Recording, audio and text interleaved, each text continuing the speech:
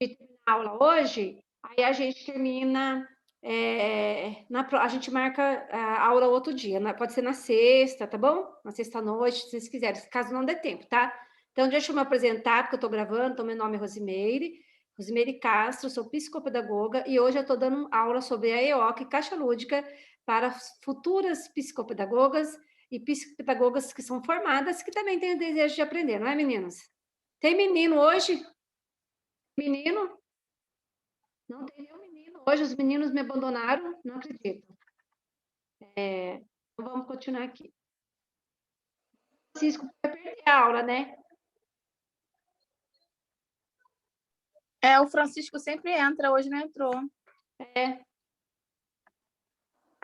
Então, retomando, rapidinho, que eu já falei sobre o símbolo da pedagogia, você tem que assistir uma aula e sabe qual o significado desse símbolo. Bem rapidinho, para a gente continuar. Olhar, né? Várias nuances. Isso! Muito bem. Esse símbolo representa o olhar do psicopedagogo. O que mais?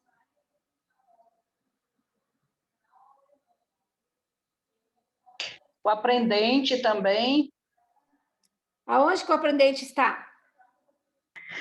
Ele está bem no centro. Ele está aqui, essa bolinha azul, não é? Representa a espiral.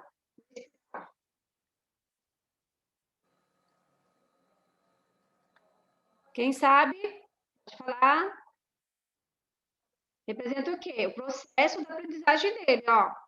Começou pequenininho, começou maiorzinho, e essa fita é uma fita que não arrebenta, tá? Do jeito que você corta ela, que você pegar fazer uma fita de papel, e você, na hora de você colar, você girar para colar, é essa fita aqui que vai formar, a fita de Möbius, entendeu? E aí ela não arrebenta. E ela forma o quê? 3 círculos, certo? Que representa o quê? A aprendizagem do aluno, né? E quando ele sai aqui na bolinha vermelha, ele já tem autonomia, ele aprendeu, tipo assim, ele recebeu alta, entendeu? A sua intervenção psicopedagógica deu certo na vida dele. Tá? Então, aqui, explicando, né, que foi escolhida no Congresso de Psicopedagogia, tá? Essa fita vai representar o símbolo da psicopedagogia. Depois, vocês podem ler com calma depois, tá? Vou mandar o material para quem assistiu a aula só, tá, gente? E para quem responder o formulário. Antes de entrar na IOCA, eu preciso saber, dar uma recapitulação com vocês, né? Que a gente, na psicopedagogia ou na neuropsicopedagogia, a gente segue umas etapas de avaliação, certo? Então, primeiro que a gente tem é o contato com os pais, tá? Ou por telefone, ou ele vem na sua clínica, por indicação de alguém, ou da escola, né? E depois eu vou fazer o quê? Eu já faço a anamnese já no começo, eu faço contato com os pais, aí eu já preencho o formulário e já explico para a mãe o dia que ela vem aqui, se ela já aceita fazer a anamnese, eu já faço a anamnese mesmo dia que ela vem aqui, sabe? Eu prefiro fazer a anamnese primeiro. Depois vem o preparo das sessões com o seu paciente, tá? Aí você vai preparar todas as sessões, sendo 6, 7, 8, tem psico que vai até 10 sessões, né? Tem que estar fazendo também um contato com a escola do aprendente, porque ele geralmente vem para a clínica. Para a clínica por causa das dificuldades de aprendizagem. Gente, fecha o microfone aí, tá? E aí, o que acontece? Ele vem para a clínica por causa das dificuldades de aprendizagem, então você tem que ir na escola também para conversar com os professores, tá? E depois você analisa também o material escolar dessa criança, você faz contato com os profissionais que atendem o paciente, se for o caso, né? Se for o caso de pacientes que passam por fono, para outros especialistas, e devolutivo e encaminhamentos, tá? Então, qual que é o esquema de trabalho do psicopedagogo? Retomando, entrevista contratual, eu faço a anamnese primeiro, tá? Cada um faz o seu, tá? Depois caixa lúdica e EOCA, depois jogos e testes que eu escolho, né? Quais testes, quais jogos que eu vou escolher com essa criança, visita a escola, trabalho com os desenhos projetivos, só que eu ponho assim, a cada sessão eu ponho um desenho projetivo, eu não faço todos os desenhos de uma vez, escolho lá 4 desenhos, que eu acho que é necessário, e junto com a caixa com o teste, eu sempre dou um desenho projetivo, um teste e um desenho projetivo, tá? E um jogo, tá bom? depois a devolutiva, depois você vai ver se a criança ela quer fazer a intervenção. Só que assim, gente, quando você explica na entrevista contratual, você já tem que explicar para a mãe que essa avaliação é para uma posterior intervenção se ele tiver uma possível dificuldade de aprendizagem ou transtorno, entendeu? Para que serve a avaliação, gente? Não é de enfeite. A avaliação é para saber como que está o nível de aprendizagem desse aluno, desse aprendente, qual que é a dificuldade dele, está na matemática, está na escrita, está na leitura, é o que a gente avalia, né? Está nas funções executivas, no controle inibitório, é uma possível criança com hipótese diagnóstica de dislexia, desortografia, descalculia, é uma possível criança com uma hipótese com TDAH, pode ser uma possível criança com a hipótese de um autismo leve, porque o que moderado para severo, o médico já dá o laudo, que é muito mais rápido de perceber, né? É uma possível deficiência intelectual leve, entende? Então, tudo isso a gente vai estar avaliando nessa presente. Professora, avaliar também se a idade cronológica corresponde à cognitiva, né? Também. Porque se não corresponder, ou a criança, ó, eu tenho duas hipóteses para isso, tá?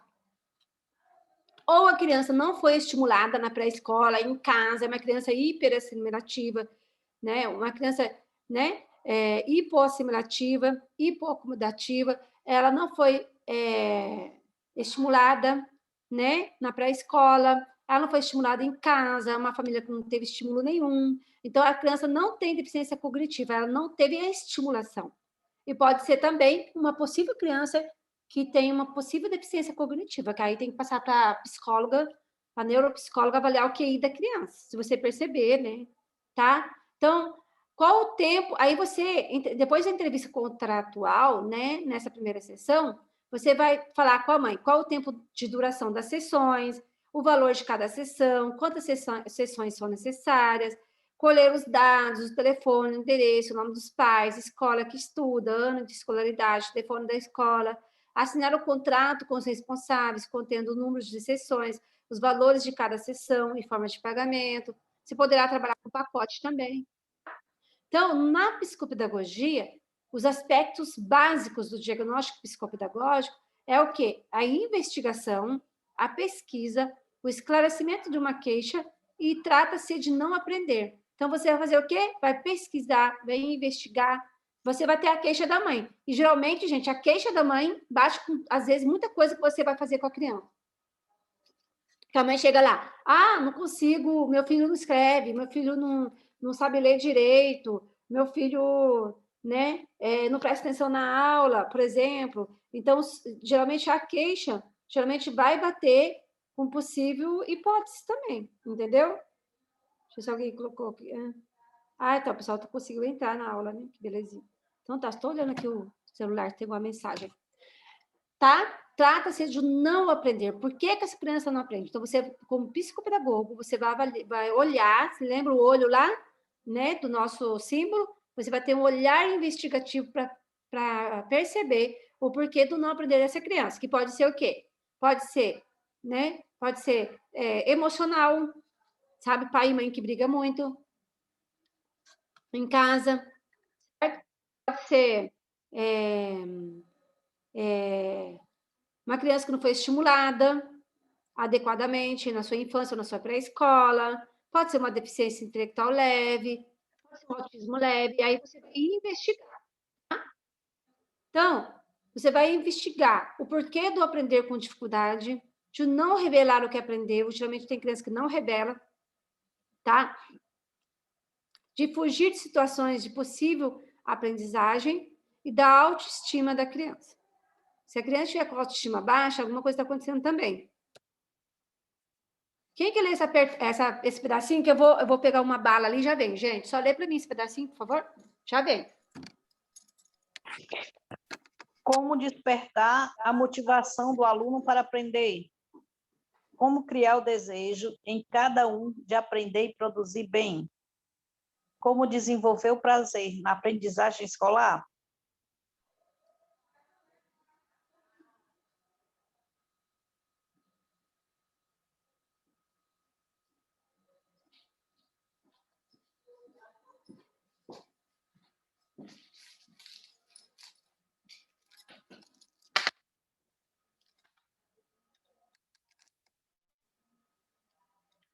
Pessoal, eu dei um probleminha, tá? Eu começo a falar muito, a minha garganta começa a secar, sabe? Aí eu acabo pegando uma balinha para poder aliviar, sabe? A garganta seca, você entendeu? Aí tem bala de menta aqui. Essa cadeira hoje tá que tá, menino. Então, você leu aí? Então, o psicopedagogo tem a função de verificar como despertar a motivação do aluno para aprender, tá? Então, por isso que a gente trabalha muito com jogos lúdicos. A criança aprende aqui com a gente através de jogos, tá? De materiais que você compra para fazer a intervenção. Igual eu sempre falo nas minhas aulas, gente, eu não acho bacana pegar qualquer material para você avaliar, para você fazer intervenção com essa criança. Porque na avaliação tem todo um processo para avaliação, né? Todos os testes que você já usa, você vai investindo em testes, entendeu?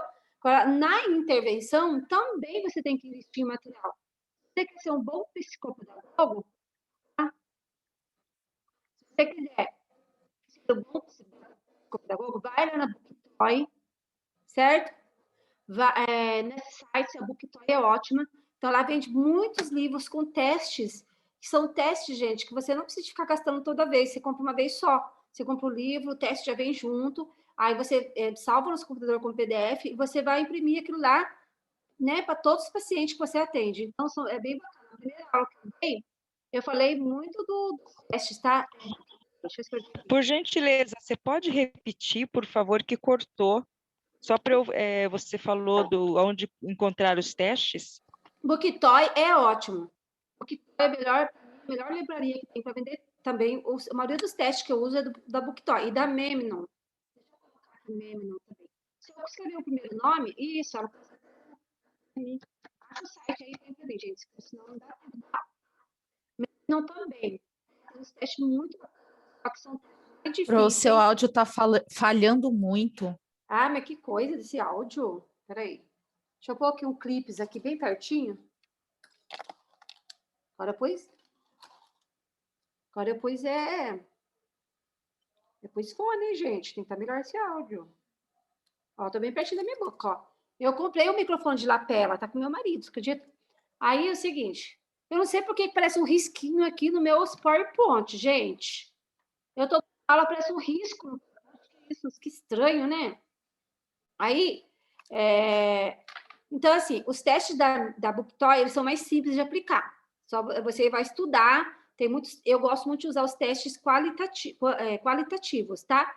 Mas a Booktoy geralmente são quantitativos, mas tem os qualitativos também. Então, o que acontece? Os testes da Memnon são qualitativos, então eles são mais difíceis de aplicar, tá? Não, ele é fácil de aplicar, ele é difícil de corrigir. Aí, se você não conseguir lá quando faz a correção, aí você tem que fazer no curso. Futuramente, eu preparo um cursinho para vocês, quem desejar, tá? Como se vocês não tiverem o teste, tá? Então, assim, teste de cancelamento. Alguém aplica aí, que está no curso?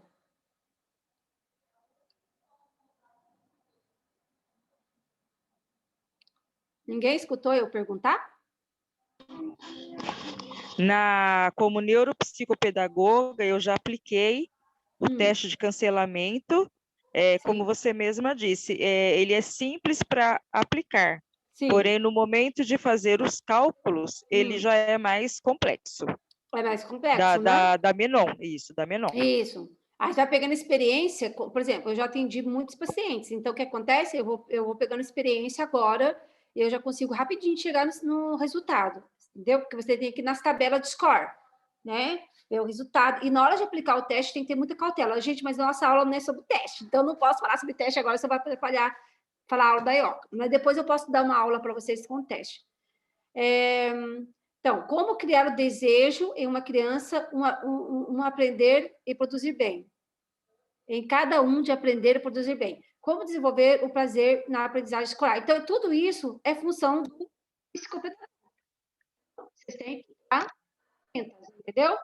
Tá? O importante no diagnóstico psicopedagógico é a tentativa de captar a forma individual de aprender e produzir de determinado aprendente. Então, é isso que é o mais importante, nossa função psicopedagógica, tá?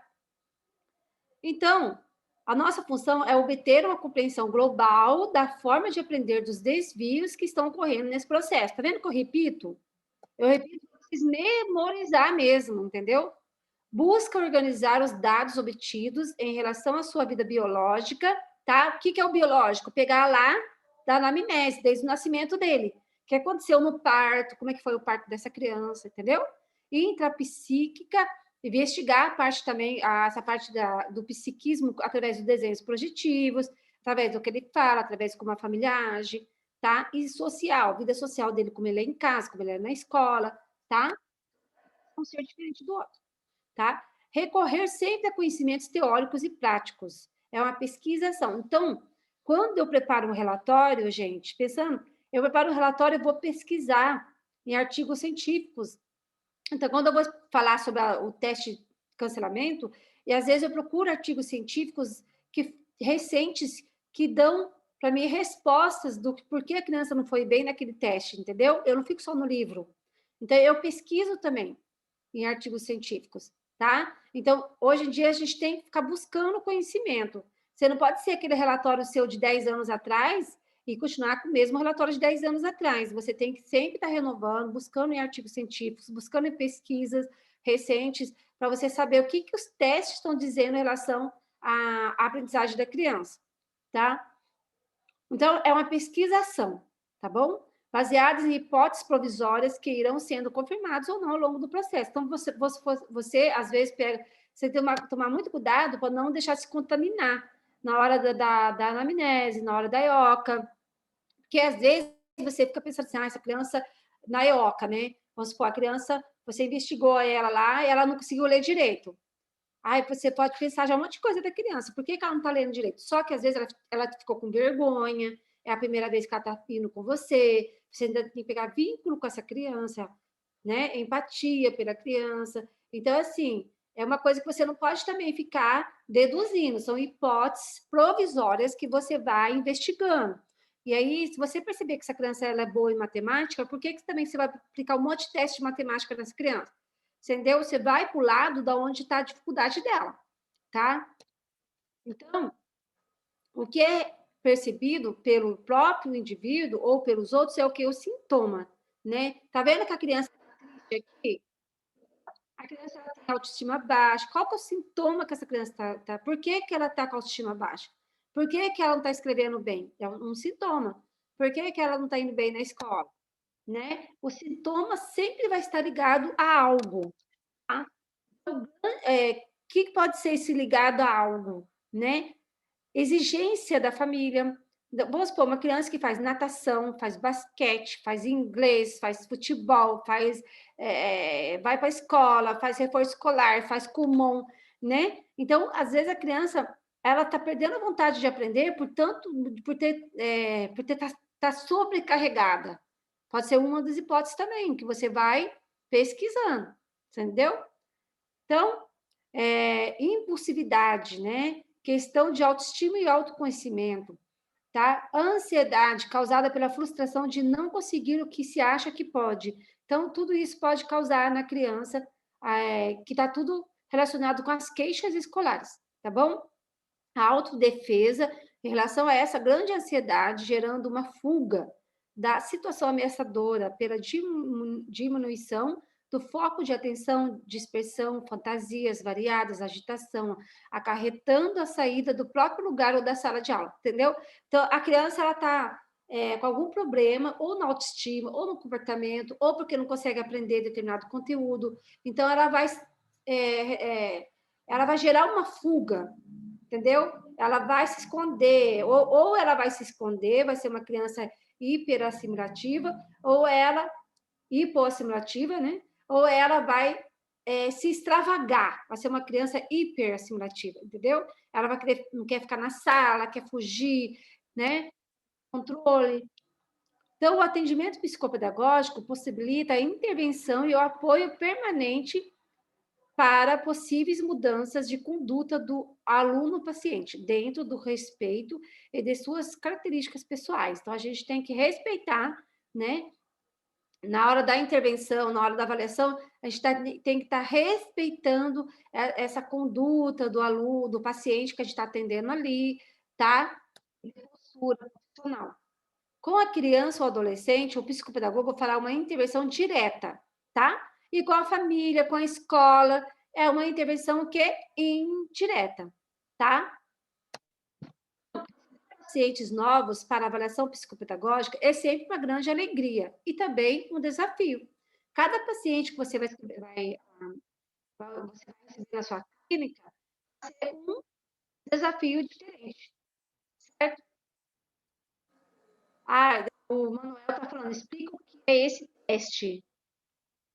O teste do cancelamento? Ai, gente, olha, eu falo dos testes, tá?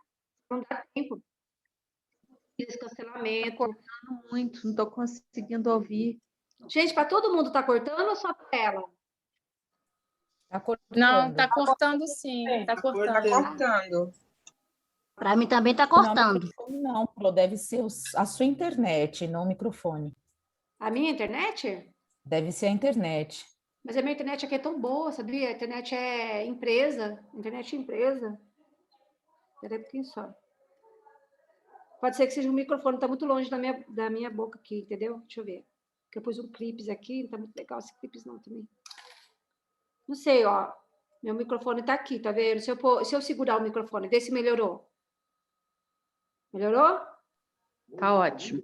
Melhorou Vou muito. segurar o microfone para falar. Melhorou agora. Ó, gente, às vezes eu falo meio rapidinho, porque não dá tempo de eu dar todo o conteúdo, tá bom? Então, ó, receber paciente, se tiver dúvida, levanta a mãozinha aí, ou fale para eu parar, tá bom? Tá? Mas sabemos que muitas dúvidas pairam na cabeça das famílias, tais como será o primeiro encontro? Será só conversa? Já serão aplicados testes? É só jogo? Tem que levar alguma coisa? Então, assim, é legal você, no contrato com a mãe, né? Antes da anamnese, você explicar como que é seu trabalho psicopedagógico, você esclarecer tudo isso para a mãe, né? Para a mãe conversar com a criança, que ela está indo para fazer uma avaliação, para saber como está a aprendizagem dela. Então, a criança chega, a gente pergunta assim: você sabe o que você está fazendo, você veio fazer aqui? A criança fala, não, né? Ou a criança fala, eu vim na médica. Nós não somos médicos, né? Então, é o seguinte, a criança tem que saber por que ela está indo fazer a avaliação psicológica, e a família tem que saber como que é o seu trabalho, tá? É uma questão bem importante também. Então, ele tem que ser observador da conduta do avaliando. Gente, se ele se mexe muito, se ele derruba muito lápis no chão, você tem que observar se ele é hipoassimilativo ou hiperassimilativo, hipoacomodativo ou hiperacomodativo, ou está equilibrado. Que eu falei na outra aula, quem não assistiu, depois eu ponho um link lá no grupo, tá? Então, eu já falei dessa aula, eu vou retomar hoje com vocês, para quem perdeu, tá? Então, a gente tem que saber a modalidade da aprendizagem no momento da EOCA, tá? Depois eu vou mostrar um formulário para vocês, muito importante que vocês têm que usar na EOCA, tá bom? Avaliando a avaliadora, você constrói paulatinamente. Logo, esse fator também precisa ser considerado durante o processo da avaliação. Então, você tem que criar vínculo com o seu aprendente, criar empatia, tá? Com um jogo, né? Um joguinho, tá?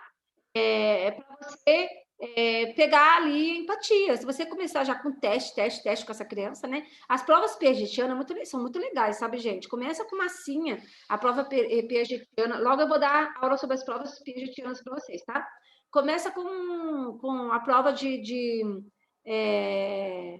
conservação, né? Por quê? Porque você dá a massinha ali, e toda criança gosta de massinha. Então, já tá pegando vínculo ali com essa criança, tá? Aí, é importante esse vínculo. Você vai observar sempre a conduta do avaliando, tá? Como ele é, como ele age. Nossa, você não pode piscar o olho. E tudo você tem que anotar. Uma ficha, tá? Uma boa avaliação depois. Tá bom?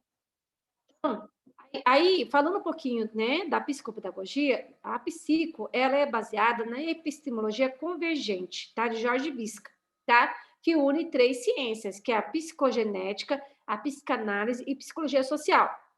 Então, você precisa jogar no Google, tá?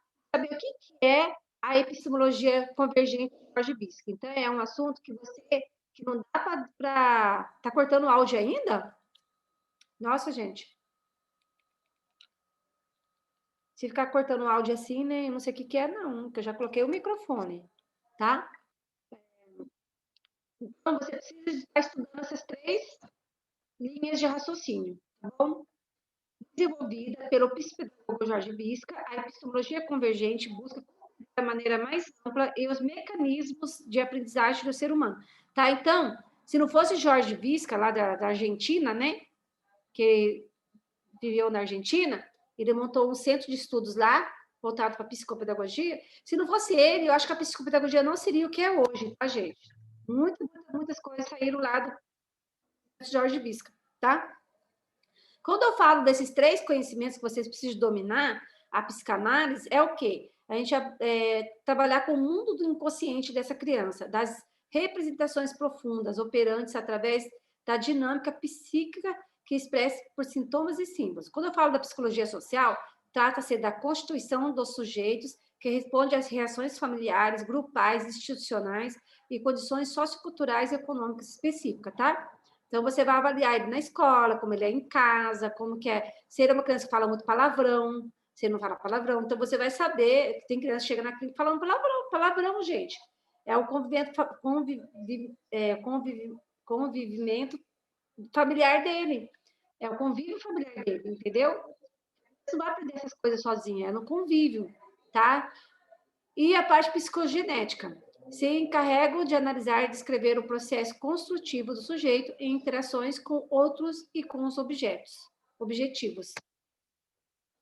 A psicologia ela vem para contribuir com as diversas abordagens do processo ensino-aprendizagem, analisando o ponto de vista de quem ensina. Então, você precisa saber qual que é o método de ensino dessa escola, certo? Essa escola é tradicional? Essa escola é sócio-interacionista? Essa escola é montessoriana? Você tem que saber essa parte da pedagogia também, para você entender o porquê da criança não aprender. Às vezes a criança não aprende com o método sócio-interacionista e vai aprender com o tradicional, né? Então, você tem que estar descobrindo essa parte também. E a neuropsicologia possibilita a compreensão dos mecanismos cerebrais que subjazem ao aprimoramento das atividades mentais. Por isso que a gente usa o teste Torre de Hanoi, Torre de Londres, Cubos Corse, tá? Testes, teste que eu deixei lá no YouTube, já um link para baixar o teste, tá? Tem o teste 5 dígitos, que também que eu vou começar a aprender, e tem também um que chama... É o outro que tem várias cores, sabe? Que eu também vou montar... Já tenho a aula montada desse teste, sabe? Chama Tolkien Test, muito legal, gente. E aí, eu estou estudando toda a parte científica para poder dar essa aula aí do Tolkien Test, tá bom? São testes que você vai olhar também a parte psicológica dessa criança, avaliar, né?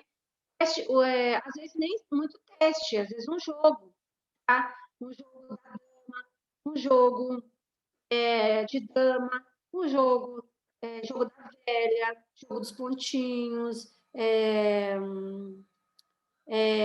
você pode passar, por exemplo, um jogo para ele,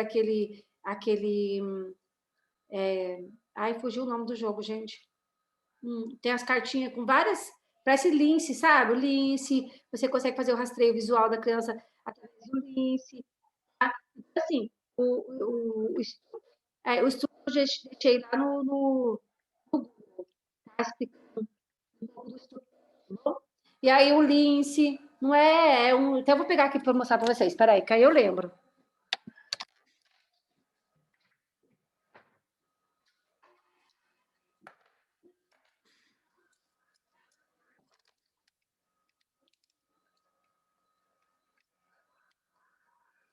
Essa aqui é o Double. Eu tinha esquecido o nome, você acredita? Deu um branco aqui em mim. Vocês estão enxergando? Vocês conhecem esse teste? Esse teste não, esse jogo? Eu conheço. Então, ele não é barato, não, já, gente. Eu não acho ele muito barato, mas tem que ver que ele vem numa caixinha de metal, né? As cartinhas são ótimas, são de boa qualidade. Então, é um jogo que ele custa uns R$70, eu acho, mais ou menos. Só que é um jogo que dura, né? Eu tenho vontade de plastificar. Vamos ver quanto tempo eu vou plastificar o joguinho. né? Então, tem um jogo também, gente, quando eu dei aula do Stroop Test, o jogo das cores. Como é que chama, gente? Quem me lembra aí que tá fugindo o nome aqui? Já esqueci também, peraí.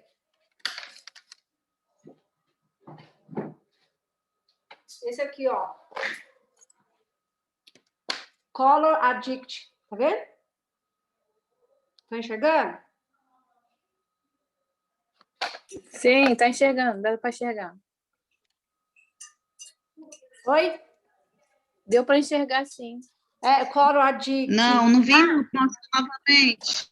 Eu passo de novo. E tem aquele Desafio das Cores, custa caro também, eu tenho ele, tá? O Desafio das Cores também é bem legal para ver se a criança, ela Color Addict. Ele é muito bacana. Tava R$ 24 esse dia na Amazon, gente, tava muito barato, viu? Tava uma promoção na Amazon. Então, aí o jogo das cores eu tenho aqui, tá ali em cima do meu armário ali. Então, assim, certo? Aí o jogo de quebra-cabeça. Gente, não precisa de comprar coisas tão caras para quem está começando, entendeu? É que eu sou meio gastona mesmo, que eu trabalho em outro emprego, né? Aí eu gasto todo o meu salário aqui na clínica. Vocês não acreditam nisso. Aí acontece. O jogo das cores é legal. Mas vocês podem conseguir também trabalhar com o jogo da dama, jogo da velha, sabe o Uno, entendeu? Jogo de baralho. Então, você consegue trabalhar com jogos baratinhos também, tá bom? O diagnóstico é dividido em 3 partes, tá? O diagnóstico é a caracterização do sujeito e do meio onde se manifesta. O sintoma no momento do diagnóstico, fundado no pressuposto que o sintoma é o emergente da interação do subsistema, personalidade como sistema social dos seus mediadores. Então, assim, você vai observar o quê? O sintoma. O que está acontecendo? O principal do diagnóstico psicopedagógico é o sintoma. O que está acontecendo com essa criança? Tá? Aí, você vai, né, das crianças, analisando o contexto do desenvolvimento do processo de aprendizagem. Leitura dos sintomas que emergem na interação social voltada para o sujeito que aprende. Só que essa parte da interação social, gente, ela está muito... Está falando da roça? Que roça? Às vezes eu olho o chat aqui, gente, mas vocês perguntar. Então, essa parte do social, em relação à pandemia, está bem complicado, viu, gente? As crianças estão ficando mais isoladas, não estão saindo, não estão brincando na rua, não estão ficando muito na televisão, no celular, certo? Então, são sintomas também que você vai observar. Porque se a criança tiver muito tempo excessivo nas telas, essa criança vai ter uma boa indicação, né, bastante realizado em pesquisas, que ela pode se tornar uma criança agressiva, uma criança desafiadora, porque ela quer o que ela quer, entendeu? Na hora que ela quer. Explicações de causas que coexistem temporariamente com o sistema, explicação de origem dessa causa, a análise do distanciamento do fenômeno em relação aos parâmetros considerados aceitáveis. Então, analisar as características da instituição educacional é importante, tá, gente? Vocês precisam de ver como que é a escola, se é uma escola que dá atenção para essa criança, que lugar que essa criança senta lá na carteira, senta na primeira carteira, senta na última carteira, se o professor dá atenção, dá o ensino dessa escola. Nossa, é muita coisa na nossa cabeça, né? Há condutas, ou como condutas exigidas que ajudam na manifestação ou não das atividades em outro campo. Dentro da caracterização sexo, idade, meio cultural, que permitem a compreensão. Está picotando muito. Hã? Então, eu vou tirar o microfone. Vê se melhora sem o microfone. Ó. No computador. Ai, minha cara não ficou longe aí também, não? Minha cara aqui, senão... Bonitinho, né? Ó. Vê se melhora.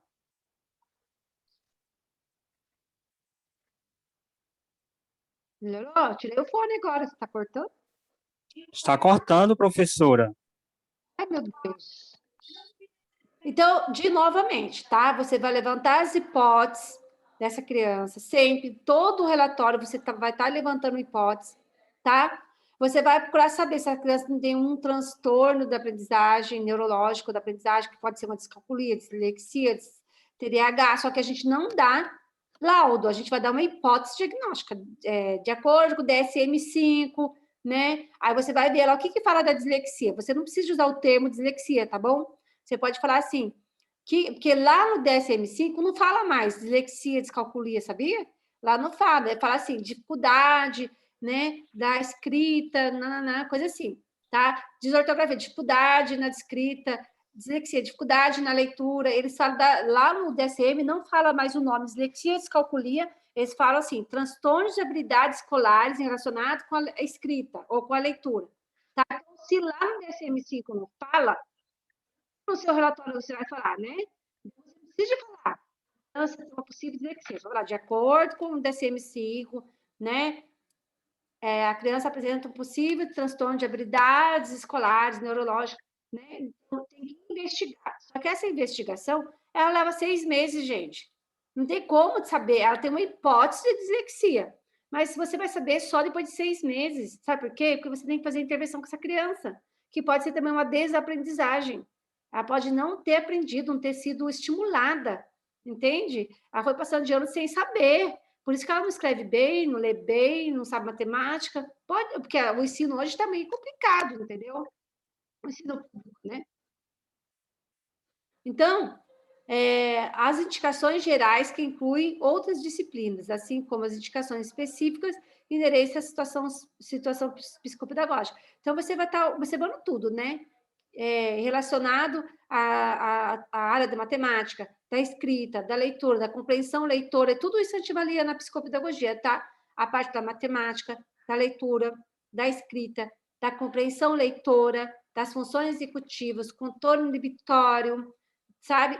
Tudo isso é um pacotão que você tem que avaliar a criança na hora do atendimento, tá? E o roteiro da avaliação diagnóstica que eu já falei é a queixa, que é o primeiro contato com a família, a anamnese, que é a história de vida da criança, tem que ser bem cautelosa nessa anamnese, ouvir bastante, tentar, que você não entendeu, que não ficou claro para você, você tem que tentar tirar da mãe, que ela fale, tá? Que é muito importante, tá? Depois a EOCA, a caixa lúdica, o levantamento das primeiros sistemas de hipóteses da investigação é lá na EOCA e na caixa lúdica. Depois você vai planejar a aplicação das provas e testes depois da EOCA e da caixa lúdica. Não tem como você planejar o que você vai dar para essa criança sem primeiro passar pela EOCA e caixa lúdica, tá, gente? Tá? Então, como você vai... a partir da queixa, você já tem mais ou menos uma noção do que você vai usar na aplicação dos testes dessa criança.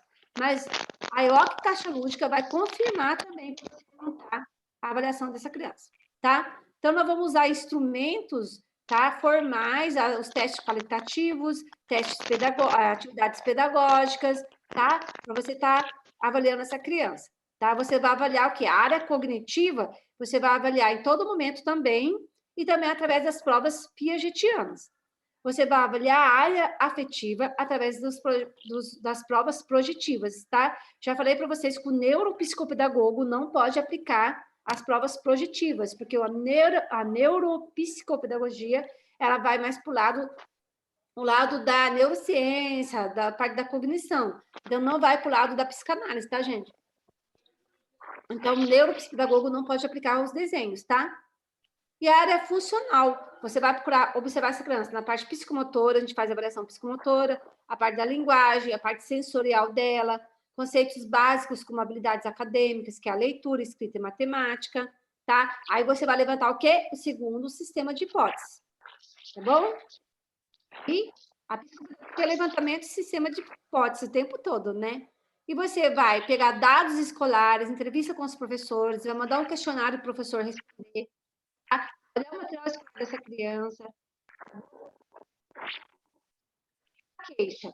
Entrevista para esclarecer o motivo da consulta, estabelecer hipóteses sobre os aspectos importantes para o diagnóstico da aprendizagem. A significação dos sintomas sintoma na família e do problema de aprendizagem, dias de enfermidade e cura, expectativas acerca de sua intervenção no processo diagnóstico e de tratamento, o que a família espera a seu respeito, significado do sintoma para a família, reações comportamentais dos seus membros e assumir a presença do problema. Relaciona-se com valores e com respeito do não aprender. Então, você tem que ver sempre como é essa família. Quem fez a psicopedagogia, vai fazer a neuropsicopedagogia, aí você tem que saber. Professora, bastante, viu? Hã? Professora, tá cortando bastante, viu? Ainda. Nossa. Aí você quer ser psico ou quer ser neuro? Então você vai ter que escolher, tá? Porque a psico é um caminho, a neuro é outro. A psico você usa a parte psicanalítica e a neuro você não usa a parte psicanalítica, tá? Você vai mais Professora, boa noite. Oi? Boa noite, professora. Quem que é? É Paulo, boa noite. Boa noite. Eu tenho a psicopedagogia institucional, tá? E agora estou concluindo a neuropsicopedagogia institucional e clínica. Sim. Só que eu não posso atuar como uma psicopedagogia, porque não tenho uma clínica, mas posso atuar como um neuropsicopedagogo, não é isso? Isso. Só que você tem que saber que o neuropsicopedagogo não pode aplicar os desenhos projetivos de Lisca. Tá certo. Lá no Código de Ética do neuropsicopedagogo, eles não usam, né? Porque eles vão falar da neurociência, se você, depois que você fizer a neuropsicopedagogia, é muito legal você estudar a neurociência. Você entendeu? Que agora a gente tá, esses testes que a gente aplica no Trilhas, o Force, nossa, gente, com esse áudio, eu ponho o fone e não dá certo. Meu computador não está dando certo. Não sei mais o que eu faço. Por favor, repete para mim essa parte do psico e do neurociência e da psicoanalítica que eu não então, peguei. Assim, tem testes que a gente usa na psicopedagogia que a gente não pode usar na neuropsicopedagogia, certo? No caso, o teste projetivo. Os desenhos projetivos. Qualquer teste que é voltado para psicanálise, não é legal você usar. Entendeu? Tem um outro teste que usa também na psico. Deixa eu colocar o fone de novo para ver se melhora. Tem outro teste também que a gente usa na psico, que é a gente pergunta assim para a criança assim, aí eu não vou lembrar agora, tá, gente? É assim, mais ou menos assim. O que seu pai fez ontem? Se o seu pai saísse com uma criança, com o João, se o seu pai fosse para o parquinho com o João, o que seu pai faria? O que o João faria? Um exemplo, tá? Teste mais ou menos assim. Ele também é voltado para a psicanálise, entendeu? Então, não é muito legal o neuropsicopedagogo. O neuropsicopedagogo ele já vai direto para as funções executivas mesmo, observa o comportamento, observa as funções executivas da criança, controle inibitório, ele fica mais nessa área. O psicopedagogo ele já observa mais a parte emocional, certo? A parte afetiva. A parte afetiva. E esse desenho que você falou? Os desenhos projetivos, só o psico pode aplicar, o neuro não pode. Ah, tá. Eu escrevi o contrário, tá.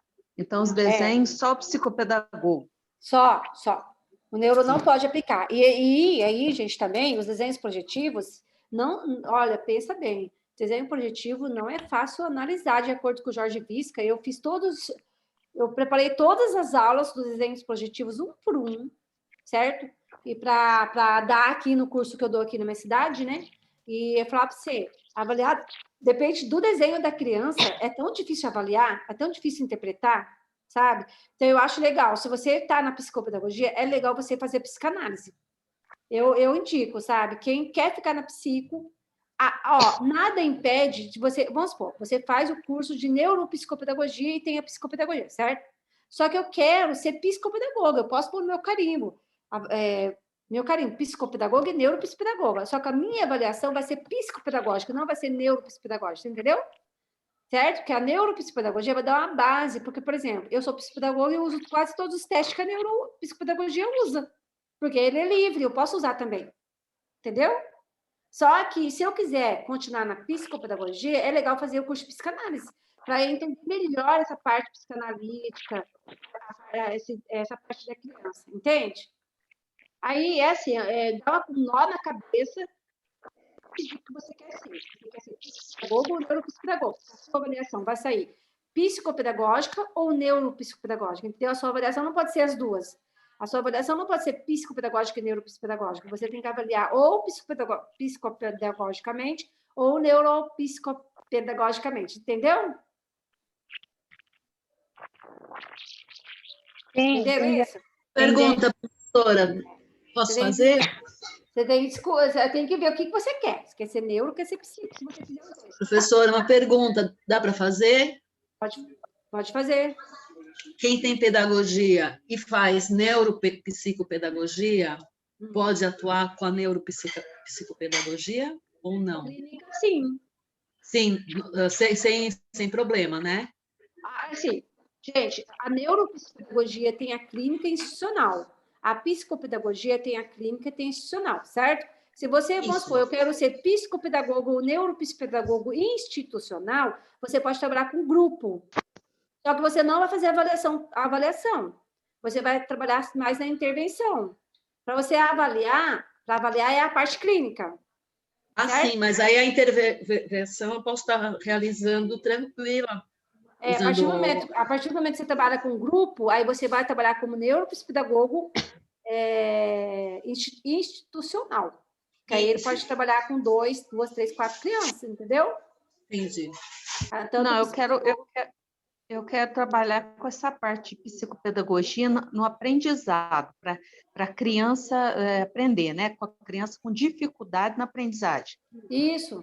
Só que assim, se você for trabalhar com uma criança, se você for trabalhar mais na parte clínica, aí você vai trabalhar só com uma criança, não pode trabalhar com mais de uma criança. É individual o atendimento. Que eu entendo é individual, mas eu conheço psicopedagogas que montam grupo, mas não é certo. Eu não acho que é certo. Ah, tá.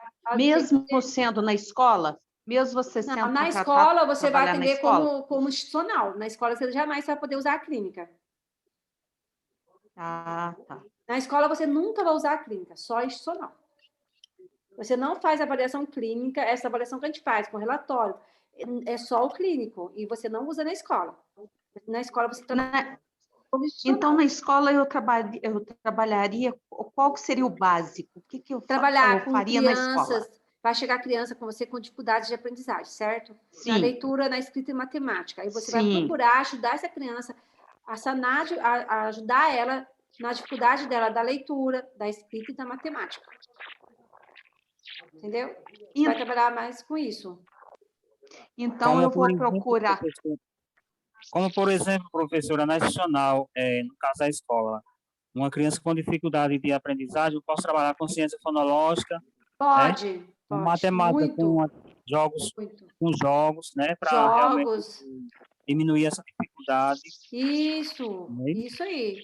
É isso aí, tá certinho, tá no caminho. Você não vai poder aplicar teste de trilhas, aplicar o teste de cancelamento, teste qualitativo, o qualitativo, o qualitativo você pode até aplicar nos seus alunos, viu? Tem testes que você pode aplicar numa turminha, entendeu? Para saber como é que a turminha mostro para vocês. Aqui hoje não vai ter. Entendeu? E a questão de relatório, pode ser aplicado o relatório? O quê? Pode ser feito relatório, no caso institucional, um encaminhamento, seja o que for, pode ser? Então, aí você vai fazer um relatório que todo atendimento do seu cliente lá, do seu estudante, você vai observar, fazer observação. Você faz já... Eu trabalho como AE, né? Então, eu vou atender as crianças, já vou... Lá no meu Drive, eu abro a minha planilha e já digito ali na hora, entendeu? Hoje essa criança não sabe, por exemplo, no AE, meus alunos, eu tenho uma aluninha que não sabia as vogais. A aluna não sabe as vogais, precisa trabalhar as vogais com ela, os encontros. Eu começo a alfabetizar com os encontros vocálicos. Trabalhando com os encontros vocálicos, entendeu? Então, depois que eu trabalho com os encontros vocálicos, aí a criança vai embora, viu? Não tem erro, tá? Meus alunos estão tudo lendo já. Ô, Rose, mas então a psicopedagogia institucional tem que ter assim, trabalhar juntamente com o professor da sala de aula? Sim, eu tenho que ter contato com esse professor o tempo todo. Ah, sim. Sim. Porque para você, tanto para você estar encaminhando ele trabalhando assim certeiramente, quanto para evolução dele, para você saber em sala de aula como que ele está evoluindo.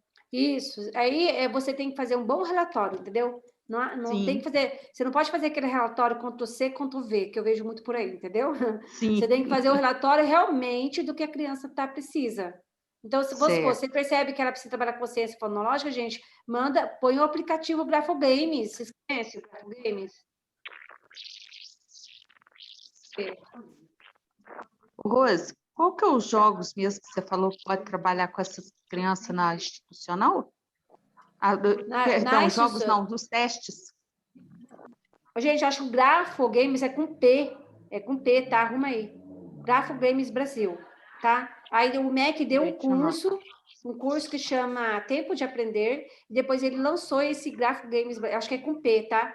E aí esse trabalha toda a consciência fonológica da criança. Trabalha o aplicativo Silabando, é bom, tá? Então, assim, meus aluninhos, eu trabalho assim. Eu falo, mãe, meia hora de Grafogames todo dia com seu filho, hein? Se você quer que ele lê, se você quiser que ele lê, você tem que ajudar em casa. Eu encho o saco das mães. Sim. Entendeu?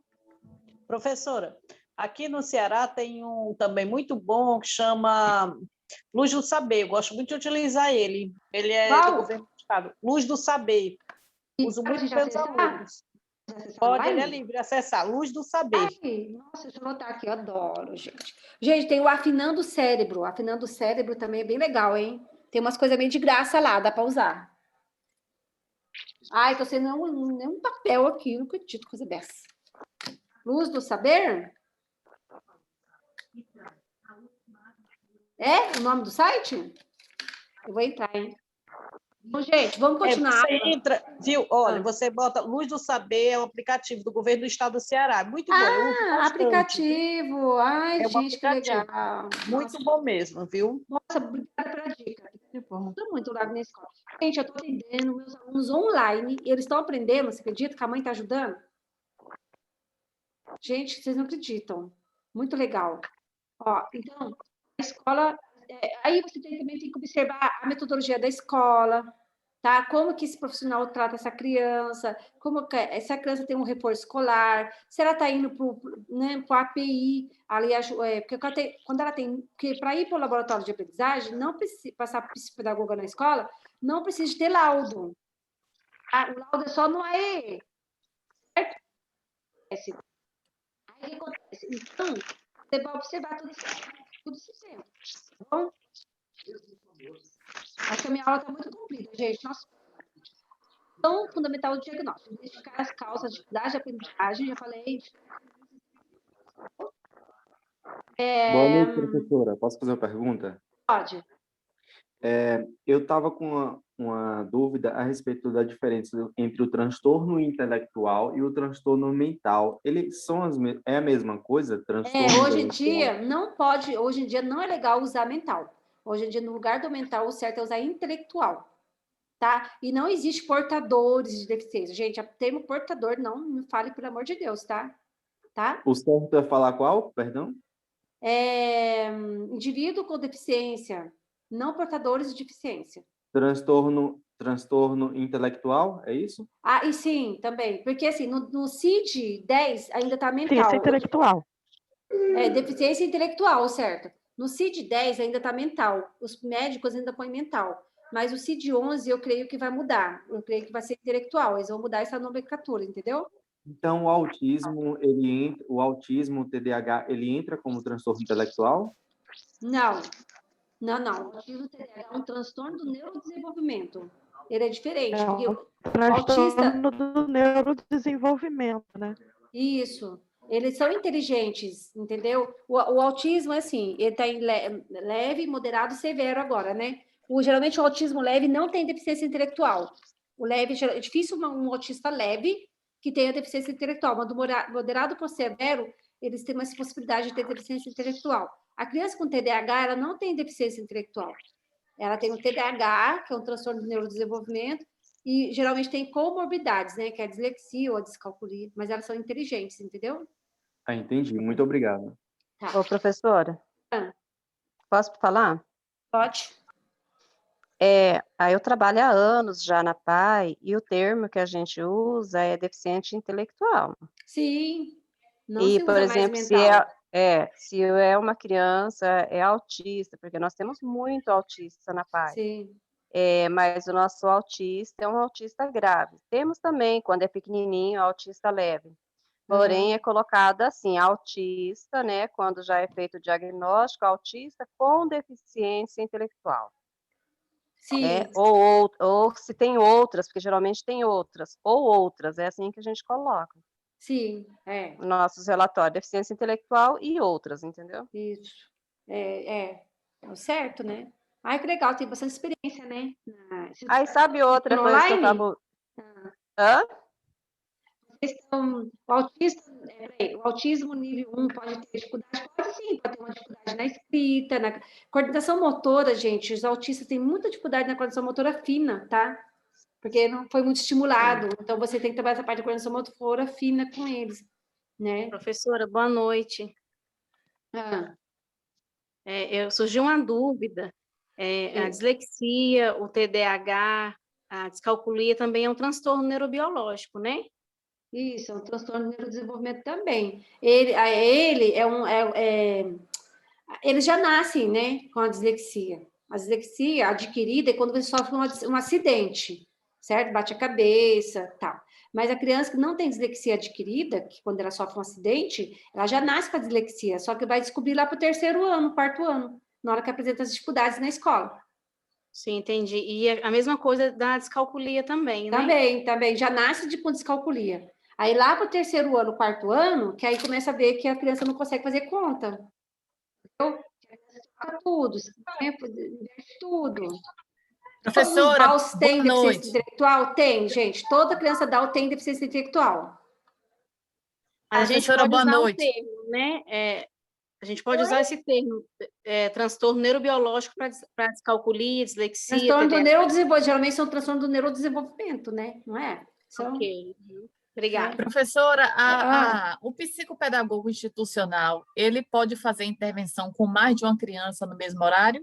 Pode, o institucional pode trabalhar até com 4, 5 crianças, 6 crianças, pode sim. Entendeu? Obrigada. Tá? Aí, então, tá bom. Vamos embora. Então, diagnóstico... gente, pelas minhas pesquisas, toda criança Down deficiência intelectual pode ser leve, moderada ou severa, tá? É muito difícil, pode ver que eu tenho uma criança Down lá na minha escola, que está no 9º ano, agora que aprendeu a ler comigo. Faz 1 mês que eu estou atendendo, 2 meses que eu comecei a atender em março. Em março, abril, a menina começou a ler. Eu comecei a trabalhar com os encontros vocálicos com ela foi rapidinho. E depois a mãe começou a trabalhar as palavrinhas com ela, começou a ler. Quer dizer, ela já tinha... ela já decodificava, gente. O problema é que ela não foi estimulada. Falei para a mãe, ela não foi estimulada, por isso que ela não leu até hoje. Você entendeu? Ninguém fez uma intervenção com ela pontual, como eu fiz. A partir do momento que eu fiz uma intervenção pontual com essa criança, a criança começou a ler, gente. E tá fazendo continha de matemática agora, no 9º ano, gente. Eu não conformo, sabe? Aí eu fico pensando, o que esse professor do AE ficou fazendo esses 9 anos na escola que não ensinou as crianças? Entende? Sabe? Tudo Down você alfabetiza? Nem todo, depende da deficiência. Se for uma criança Down que tem uma deficiência moderada para severa, né? Eu tenho um menininho com síndrome de Down. Gente, olha para você ver, tem memória de curto prazo, tá? As crianças com síndrome de Down, a maioria tem memória de curto prazo. Então, quer dizer, eles não conseguem mandar as informações lá para a memória de longo prazo, que é para o córtex, aqui no nosso córtex pré-frontal, você entendeu? Então, eu tenho um aluno com síndrome de Down, está no 5º ano. Toda semana eu trabalho contagem com ele até 15, ele sabe contar até o 10. Aí, até agora, ele não aprendeu até o 15, entendeu? Então, assim, ele tem memória de curto prazo, eu ensino hoje. Então, toda semana, o irmão dele ajuda na hora do atendimento, é online. Ítalo, vamos contar até 15. Manda ele contar até 10. Contou até 10, 11, 12, 13, 14, 15. Certo? Então, é o seguinte, então você trabalha com muita repetição. Você entendeu? Porque eles têm memória de curto prazo. Agora, eu tenho um Down, 7º ano, que foi alfabetizado ano passado. Tá lendo com uma gracinha. Então, depende da intervenção. Gente, criança com deficiência tem que trabalhar com consciência fonológica. Acontece que aqui na minha cidade é sócio-interacionista, não trabalha com consciência fonológica. Aí a criança é difícil a criança aprender. Tá? Professor. Oi. Mas além da a consciência, a gente também tem que iniciar. Então, essa criança que você falou, esse tempo não é ela, foi trabalhada, foi estimulada, tudo é no tempo, no amadurecimento. Por quê? Porque se ela não tivesse tido estímulo durante esse tempo, né? Porque nós, professores, temos que ter essa questão de ver que tudo é uma continuidade do trabalho. Não é um professor que faz só, é uma continuidade. Aí a gente fica muito nessa. Mas já pensa se você pegar a Dalcinha, ela ter tido todo esse trabalho anterior, né? Então, ela já estava no ponto. Mas sabe o que acontece aqui, comigo aqui?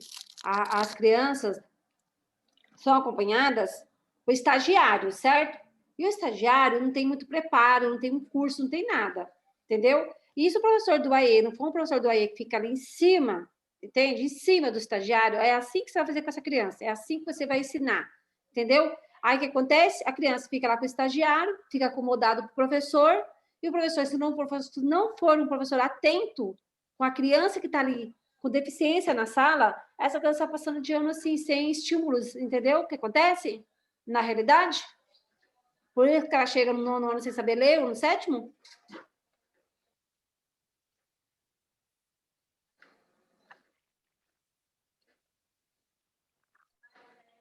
Gente, vamos avançar o tema de hoje, pelo amor de Deus. Então, o diagnóstico psicopedagógico é a investigação. E a intervenção psicopedagógica é a ação do que investigou, certo? Então, embora o diagnóstico não seja a intervenção propriamente dita, ele tem um efeito interventivo na medida que influi sobre as dinâmicas de vida do sujeito na família. Conforme você vai fazendo o diagnóstico psicopedagógico, você também já está fazendo uma intervenção com essa criança. Você pensa que não? Tá. Se você dá um jogo para essa criança, você já está estimulando as funções executivas dela, tá? Se você dá um gibi para ler na IOCA, ela já está estimulando a leitura dela. Então, sem você perceber, ela está fazendo a investigação com essa criança, tá? Depois eu vejo com você, gente. Bora. Ai, gente, eu acho que eu tinha que cortar essa aula pela metade. Então, vamos de diagnóstico, referimos a uma atividade limitada à busca de patologias dos indivíduos, com causa explicativa, de seus ajustes ou dificuldades, e, portanto, relacionada com o modelo médico explicativo de conduta. A gente sempre está procurando, né? A gente tem a mania de procurar uma patologia para aquela criança. Essa criança deve ser um possível TDAH.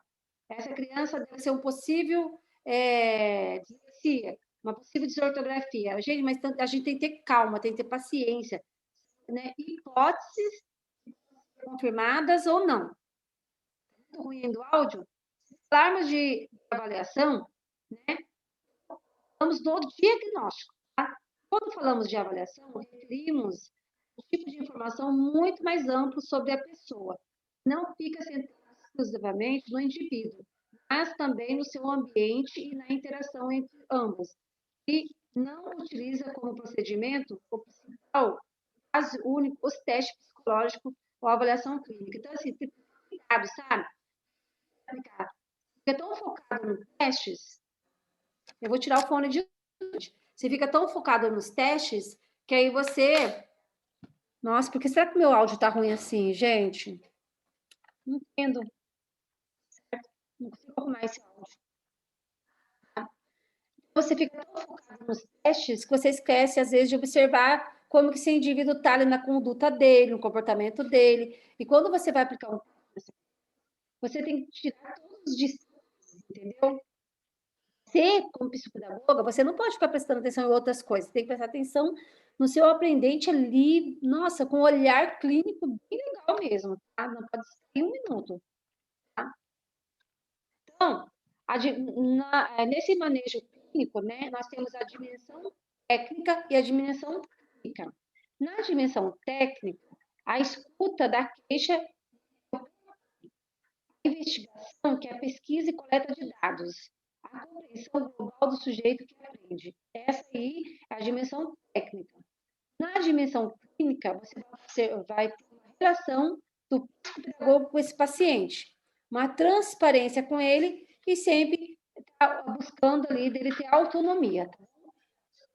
Na dimensão técnica, nas aspectos gerais, todo diagnóstico psicopedagógico cronológico em si uma investigação, uma pesquisa do que não vai bem com o sujeito em relação ao processo de aprendizagem. Trata-se, portanto, de esclarecer uma queixa. A queixa pode ser formulada pelo próprio sujeito, pela família, pela escola, outros profissionais, pode ser por um fono, um psicólogo, tá? Pode existir semelhanças e diferenças na formulação da queixa, tá bom? E quais são as queixas, né, gente? As queixas, geralmente, deixa eu ver o que vocês estão falando aqui. Ai, meu Deus, eu tô com raiva desse áudio hoje, gente. As queixas são o quê, gente? A queixa está relacionada com a aprendizagem, tá? Do não aprender, do aprender com a dificuldade, do aprender com lentidão, não revelar o que aprendeu, fugir de situações de aprendizagem, entre outras, tá? E o comportamento é o quê? Agitação, agressividade, impulsividade, desinteresse, apatia, timidez, fobia social, entre outros, tá vendo? A queixa, ela está interligada com o comportamento, certo? Às vezes a criança fica agitada porque ela não está aprendendo. Às vezes ela fica agressiva porque ela não está aprendendo. Porque ela está aprendendo com dificuldade. Às vezes ela fica impulsiva porque ela está aprendendo com dificuldade. E às vezes também ela fica apática. O que é apatia? É a criança hipoassimilativa, né? Eu posso confundir. Hipoassimilativa é que a criança está abaixo, criança que não tem apatia, criança tímida, criança que sabe, tem fobia, que não quer saber de ninguém, quer saber de conversar, quer saber de falar dos seus problemas. Tá? É o resultado dessa aprendizagem que não acontece, né? Não ocorre. Então, ele demonstra de alguma forma, né? Esse quadro é perfeito, perfeito. Tá perfeito, né? Esse quadro. Nossa, vocês gostaram, né? Então, eu pesquiso muito, tá, gente? Esse é um lugar aí. Eu não tive tempo nem de... Queixas. A elaboração de primeiras hipóteses. Gente, queixas são a elaboração das primeiras hipóteses, tá? A partir da formulação da queixa, o psicopedagogo deve elaborar as primeiras hipóteses investigativas. Vejamos quais hipóteses poderiam ser elaboradas a partir das queixas, tá? São sugestões, tá bom? Tá? Queixa seguinte, socialização da atividade. É como se fosse uma dinâmica, tá? Que eu dei, que é assim, é uma dinâmica. Primeiro eu ia perguntar lá para você lá atrás, e depois a gente ia socializar. Mas como não dá tempo, tá bom? Então, já vai diretão mesmo. Tá? Por exemplo, hipótese. Relacionada com esse quadro aqui, eu ia fazer uma dinâmica, certo? Então, que hipóteses a gente pode escrever relacionado com essas queixas, entendeu? Só que vamos direto. Por exemplo, parece que ele não guarda nada, é uma hipótese, certo? Pode ser um possível TDAH aí, né?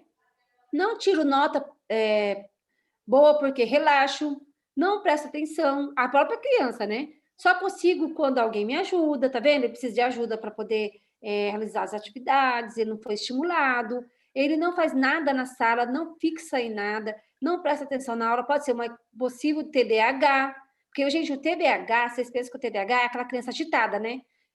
Porque a gente não pode mais desmembrar o TDAH, entendeu? A gente não pode colocar só TDA, não existe TDA, tá? É TDAH, certo? Então, a criança pode ter um possível TDAH, mas não ser agitado, não ser hiperassimilativo, entendeu? O problema dele está no quê? No foco, na atenção, entendeu? Então, a gente pensa, TDAH, aquela criança agitada. Não, que não tem atenção, tá? Ele não, então, não sou inteligente. A criança, ela vai falar, não sou inteligente a ponto de olhar o professor explicando na hora, ele tem dificuldade para entender, de processar, tá? Lê bem, mas não consegue escrever, uma desortografia, é ótima em matemática, mas sempre foi mal em português, tá vendo? Uma dislexia, erro na escrita, sem fazer devagar, pode ser uma desortografia, gosto de ler livro, possível dislexia, porque não gosto de ler. Eu gosto mais da aula de música. Os disléxicos, o Albert Einstein, dentre outros, né?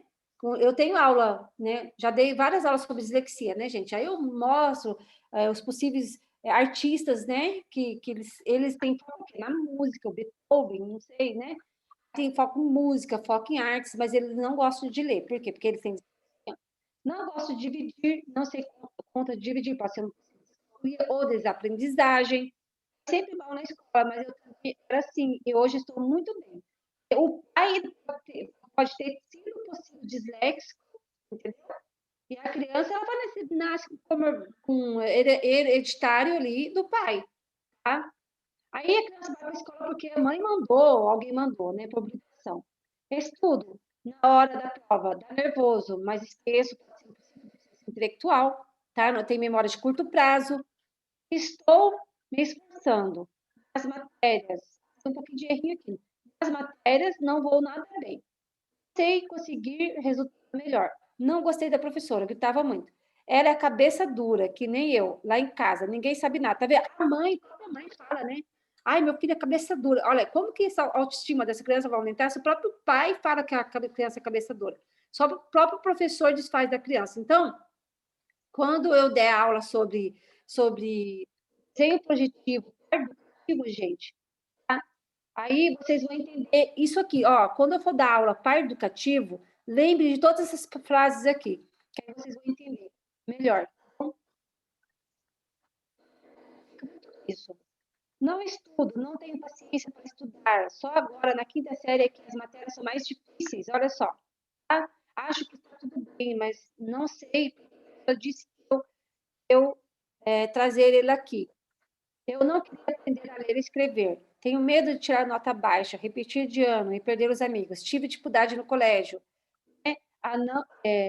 Colégio não era bom o ensino. Tá? Então, assim, são hipóteses, entendeu? Não existe dislexia de números, tá, gente? É descalculia, tá? Descalculia. Dislexia é voltada para leitura. Desortografia é voltado para... Ele não consegue... A desortografia é quando a criança ela escreve palavras trocadas, escreve sem coerência, sem coesão, não consegue formular um texto. A disgrafia, a criança escreve tudo assim, garrancho, você não consegue entender o que ela escreve. Assim, não existe dislexia de números, tá? É discalculia. Aqui no chat, tá, gente? Coleta de dados sobre o sujeito. Então, você vai o quê? Você vai observar esse sujeito. Tá? Orgânicos, familiares, psíquicos, escolares, cognitivos, sociais e contextuais. Tá? Eu já falei numa outra aula sobre esse gráfico aqui, a gente tem que avaliar a criança tanto no vertical como no horizontal. O vertical é o hoje, o presente, e o horizontal é o passado, tá? Que você vai lá na anamnese da criança, na família dela passada, se teve algum possível pai, o avô, que não sabia ler também, né? Gente, criança com possível transtorno de processamento auditivo, dá muita consciência fonológica, muito, muito, muito, muito mesmo, tá? Procurar atividades que vão trabalhar a consciência fonológica da criança. Sessão lúdica. Gente, agora que eu estou dando aula de sessão lúdica, vocês vão me matar, né? Sessão lúdica, centrada na aprendizagem, surgiu das lacunas encontradas na utilização da EOCA. Através da EOCA que surgiu a sessão lúdica, tá? Não existia antes, tá bom?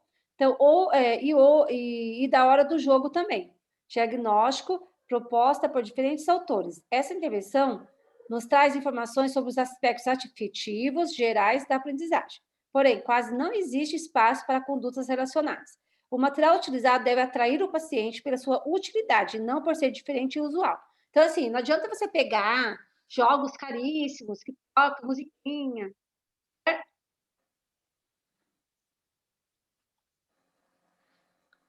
Gente, um possível TDAH tem que mandar para o não psicólogo, eu que é o neuropsicólogo, aquele que vai dar o laudo, né? Você entendeu? Ele junto com... Porque as crianças têm que ter um laudo, né? E aí ele vai avaliar toda essa parte cognitiva da criança para mandar depois pro neurologista ou psiquiatra. O laudo, entendeu? Isso. Tá? Para dar laudo tem que ser médico, formado na medicina, tá? O neuropsicólogo, ele vai fazer a avaliação, porque o neurologista, ele não faz avaliação. Ele só chega, ele vai olhar toda a avaliação da criança que o neuropsicólogo enviou, o psicopedagogo enviou também, uma equipe multidisciplinar, o fonológico, ele vai juntar toda essa peça de quebra-cabeça e aí ele vai dar o laudo. Ele não vai fazer... O neurologista, ele só dá o laudo, pronto. mas tem que chegar tudo pronto na mão dele, tá? Ele não faz avaliação nenhuma, ele só vai observar a criança ali, né? Deixa eu pegar uma água aqui, peraí.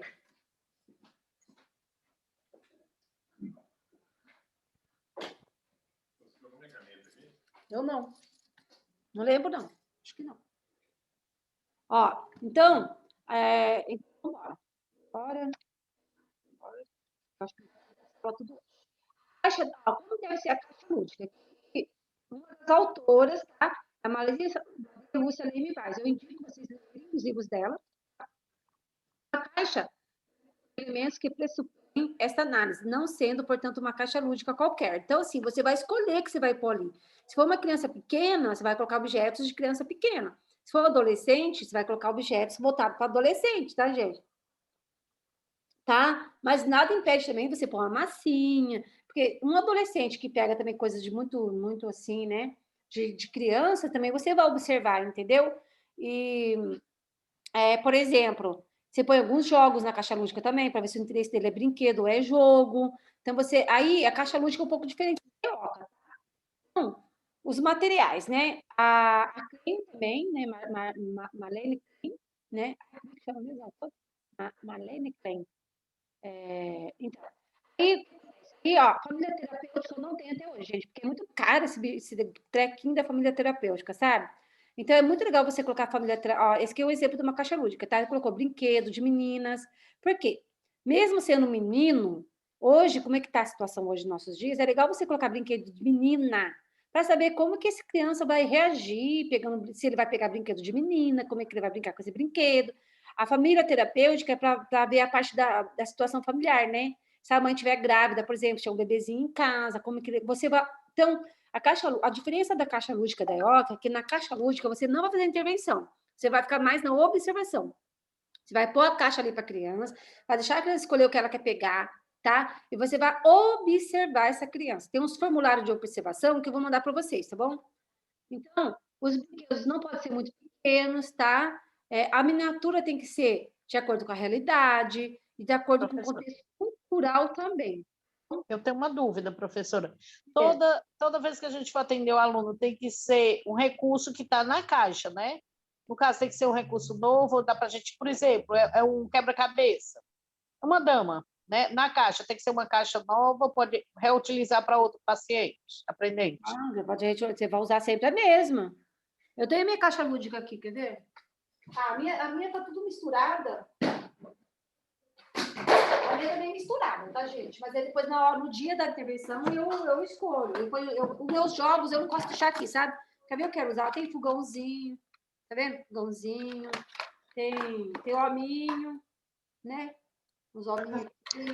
Professora, eu tenho uma dúvida. No livro da Alicia Fernandes, da Atenção Aprisionada, ela não fala que se coloca as coisas numa caixa, né? Os objetos têm que estar dispostos para a criança escolher. E tem muita gente que vende essas caixas, né? Então, é assim, ó, depende do psicopedagogo. Tem psicopedagogo que prefere deixar a caixa, tá, fechada, assim, e deixar a criança ver o que ela quer escolher na caixa. Ela tem autonomia para abrir a caixa, de escolher o brinquedo. Depende do psicopedagogo. Tem psicopedagogo que já põe em cima da mesa mesmo, sabe? Põe em cima da mesa e vê o que tem carrinho. Então, depende do psico, viu?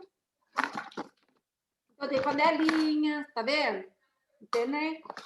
Tem algumas coisas aqui. Tem um arminha aqui, para ver se ele tá com a arminha. Entendeu? Então, aí se for uma criança maior, aí você vai colocar uma coisa mais voltada para a idade dela. Você vai pôr um jogo de dama, tá? Alguns jogos de quebra-cabeça, já que vai atrair também a idade, né? Pode colocar um livro também, para ver se ele, ao invés de pegar brinquedo, ele vai pegar um livro.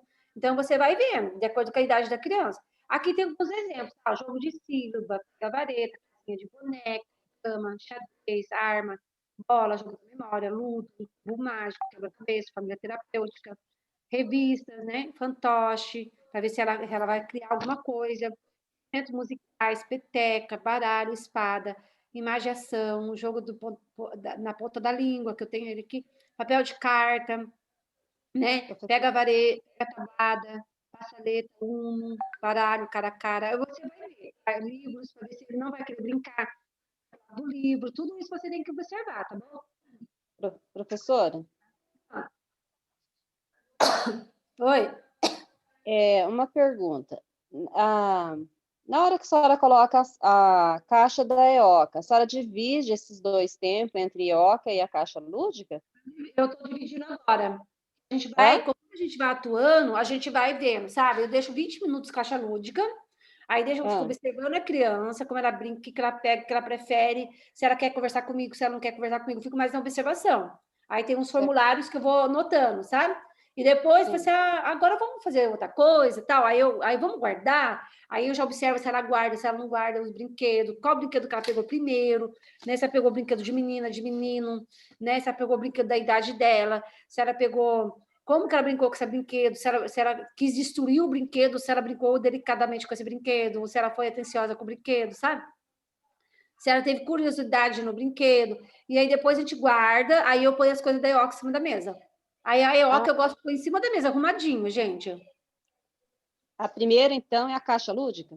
Você prefere a caixa lúdica? É que eu sempre faço, assim, em alguns atendimentos eu coloquei primeiro a EOCA.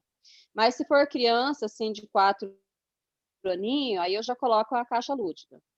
Tem, Mas interfere alguma coisa ou não? Sabe o que eu ouvi de uma psicopedagoga?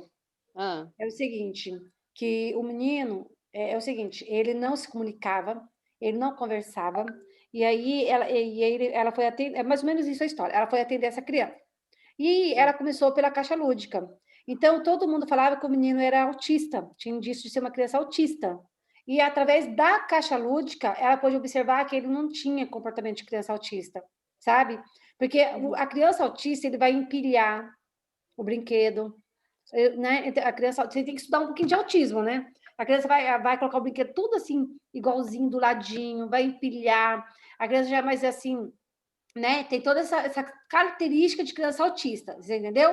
Aí ela observou que ele não tinha nada de autismo por causa da caixa lúdica, aí foi averiguar, o problema dele era problema no processamento auditivo, era o DEPAC. Entendeu? Então, a caixa lúdica ajuda, às vezes, para você... se chega uma criança ali, né, com uma queixa de uma criança, possível criança autista, às vezes é na caixa lúdica que você vai descobrir. Então, por isso que eu acho importante também, entendeu? Então, é interessante o psicopedagogo iniciar o atendimento com a caixa lúdica para criar vínculo com o cliente. Um dos motivos também, sabe? É que você põe o meu pensamento, tá, gente? Eu tirei de mim. Então, quando você põe a EOCA em cima da mesa, assim, certo? A caixa lúdica, a EOCA, certo? O que acontece? Aí já vai para o material escolar para essa criança, pensa bem, né? Que eles vão chegar, ela vai ver lápis, caneta, borracha, né? Canetinha, e a criança às vezes não está com vínculo com a escola, está detestando a escola, e às vezes você nem consegue avaliar essa criança. Se você coloca a caixa lúdica, você já é o momento que você vai pegar um vínculo com esse aprendente, sabe? Ele vai observar que ele gosta, que ele não gosta, entendeu? Ele vai se sentir mais seguro. Então, assim, aqui uma dica, né? Deixar 20 minutos de a criança brincando sozinha e depois mais um tempo você também brincar com a criança. Mas, gente, eu só deixo os 20 minutos, não brinco com a criança não, sabe? Não dá tempo, eu já quero fazer EOCA já. Vai do psicopedagogo, tá bom? Então, a atividade lúdica inclui 3 aspectos de função semiótica. O que é função semiótica, né? A função semiótica é a habilidade de elaborar representações. Quando vocês virem essa palavra, função semiótica, quer dizer que a criança está elaborando uma representação, tá bom? Essa capacidade se baseia no manejo dos signos e símbolos, lá que Piaget fala muito, né? Dos signos, dos símbolos, né? Que são caracterizados por ter um significado e um significante. Então, os signos, os símbolos, sempre vai ter um significante e um significado para a criança. Você vai avaliar a criança. O jogo, a linguagem.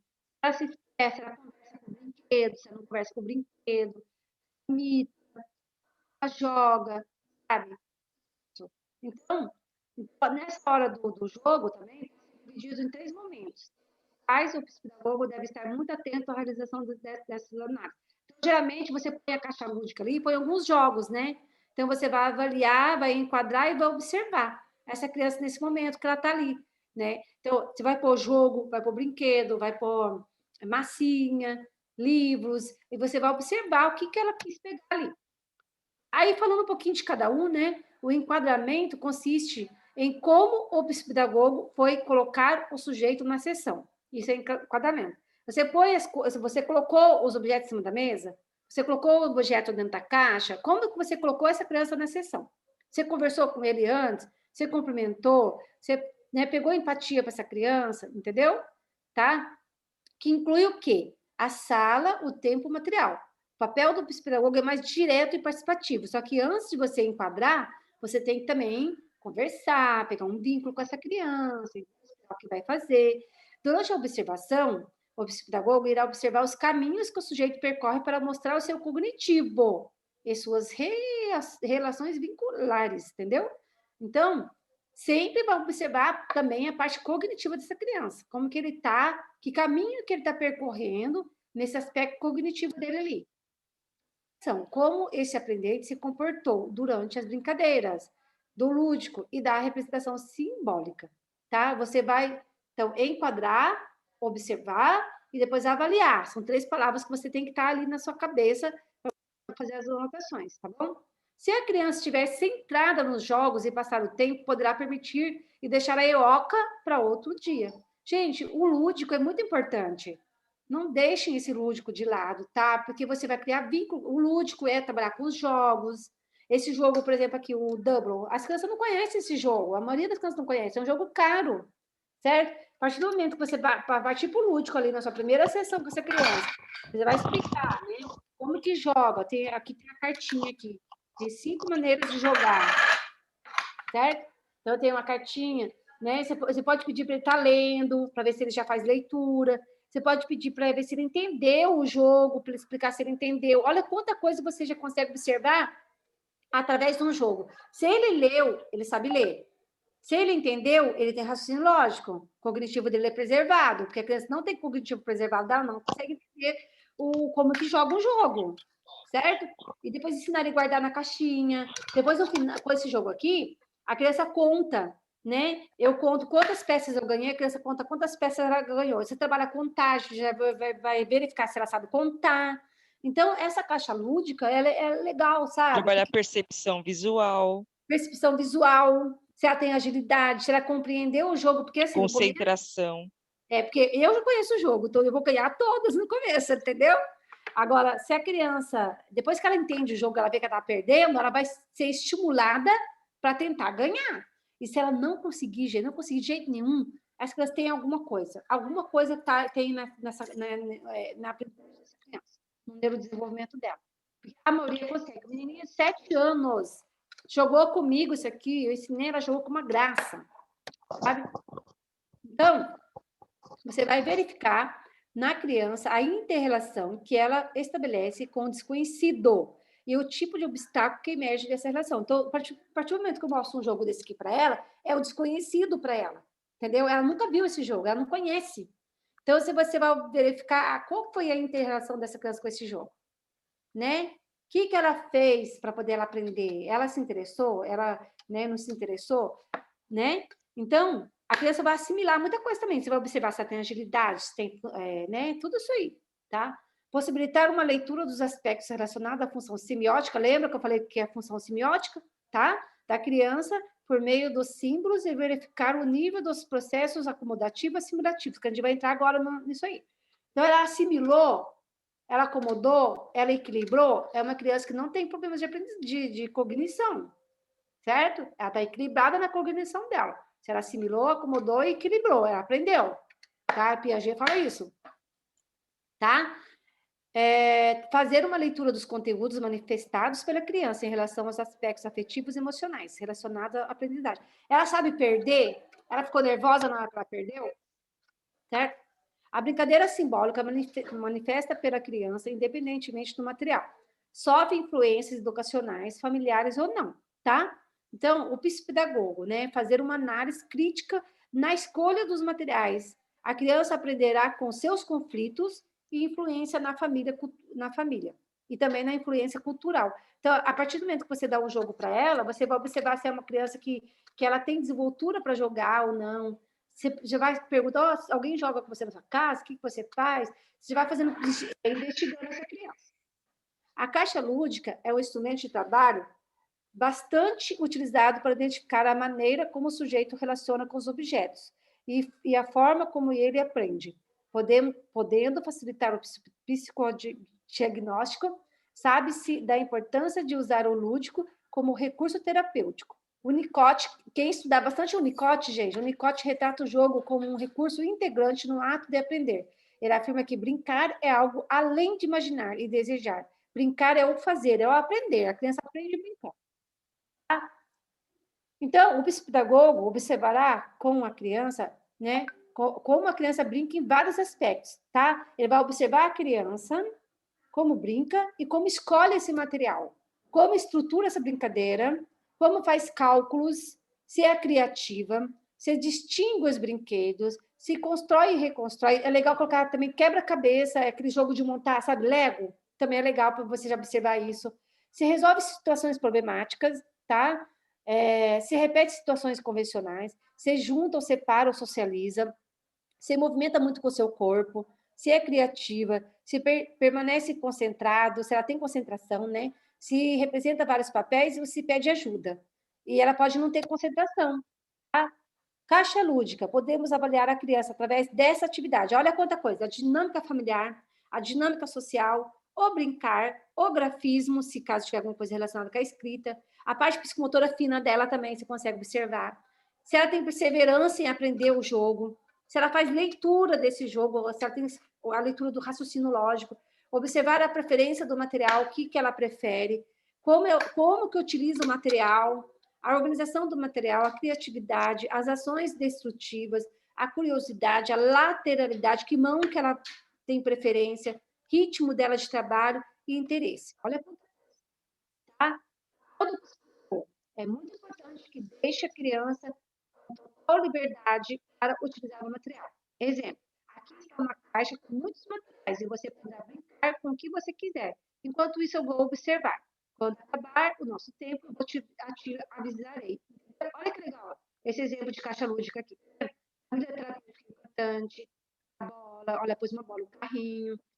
Pôs aqui, ó, pintura dedo, para ver se ela vai dar artes, né? Então, é legal isso aqui. Você vai observar a criança nos aspectos cognitivos, no raciocínio lógico, na seriação, na criatividade, na memorização de atenção e nas estratégias, tá? Que ela utilizou para realizar o jogo. Aspectos pedagógicos, como ela lida com a aprendizagem, aspecto da linguagem, se ela conversa, se ela fala bem, se ela fala correto, se ela faz troca fonológica, você observa tudo aí. A escrita, se caso ela for para o lado da escrita, né? Como lida com a brincadeira e resolução de atividades. Os aspectos socioafetivos, quais materiais da caixa lhe interessaram? Aspectos familiares, relacionamento social e interpessoal. Se caso ela pegar, por exemplo, a família terapêutica, né? Você vai observar as crianças no aspecto familiar, no social e como que ela é na família, através da família terapêutica. Não esqueçam que vocês precisam fazer uma tabela com esses 3 aspectos avaliados e registrar tudo que for observado. Aspecto cognitivo, pedagógico e afetivo. E, gente, tem um formulário de perguntinhas aqui. Tá? Usou a imaginação, sim ou não? Classificar esse aqui, só esse aqui, entendeu? Transforma como foto, classifica, que você pode depois até usar a caneta e escrever, ou deixar no relatório da criança. Manipulou os brinquedos, sim ou não? Separou os brinquedos, sim ou não? Misturou os brinquedos, arrumou os brinquedos, pegou um objeto, pegou vários objetos, apresentou resistência, representa comportamentos, apresenta vínculo com a aprendizagem, empilha objetos, chorou ou apresentou ansiedade. Aí, gente, a parte da EOCA, só que já são 21h48, né? Então, eu acho que não vai ter tempo de um pouco da hipossimilação, hipoacomodação, entendeu? Então, o que acontece? Aí, o que acontece? Essa parte da EOCA, eu estou achando que estou pensando em deixar amanhã é quinta. Se vocês quiserem, amanhã eu termino. Dá para terminar amanhã à noite. Eu quero. Tô Tá? Não adorando. adianta eu dar correndo com você. Eu também quero. Tá? Porque a parte da IOCA agora é que você vai observar a modalidade de aprendizagem gente, eu vou colocar meu site aqui, vocês estão pedindo, é www.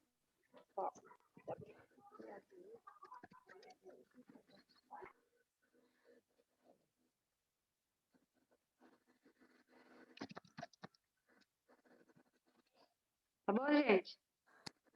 É esse. Gente, ó, o meu Instagram tá como psico.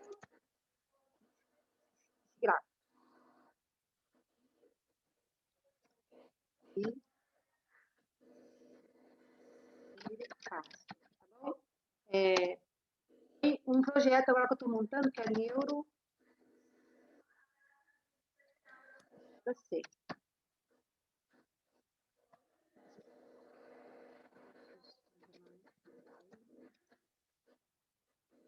Aí, gente, ó, todo mundo respondeu a chamadinha?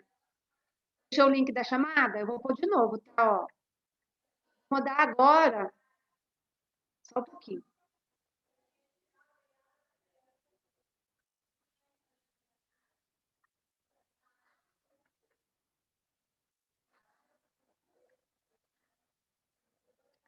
Vou pegar aqui para copiar para vocês. Ó. Gente, desculpa falar muito rápido, porque às vezes não dá tempo, viu? Esse é da chamadinha para receber o certificado, mas tem que estar escrito no Even 3. Vocês se inscreveram?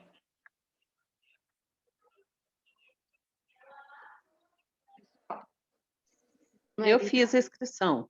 Eu fiz. Precisa do link? Não visualizei nada. O que você não visualizou, Cristiane? Não visualizou nada? Não sei. Do site. Do site? Qual site? Você vai mandar para a gente? Eu coloquei já o site aí. Deixa eu copiar o link dele. Tá. Porque eu não estou visualizando.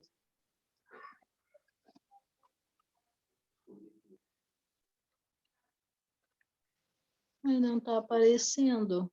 Amanhã eu termino a IOCA bem tranquila com vocês, tá bom? Tá bom, gente? Ô, Pro, eu acho que o pessoal está dizendo que não está conseguindo visualizar é porque a gente quer saber onde foi que a senhora escreveu o site, escreveu o texto. Eu não estou vendo No chat visualizando, ele não. não aparece, não aparece nada, entendeu? Chat? Ah, você Aham. vai errado? Deixa eu ver aqui. Você Apareceu? digita onde? É isso mesmo. Não tem nada que eu estou escrevendo? Não apareceu nada no Foi chat. eu tava meu sobrenome aqui. Nossa, tudo que eu escrevi não deu certo? Deu agora? Não apareceu nada no chat. Ainda? Agora sim apareceu. EAD Vale Cursos Online. De novo. Chico Castro. No Instagram. Aí tem arroba.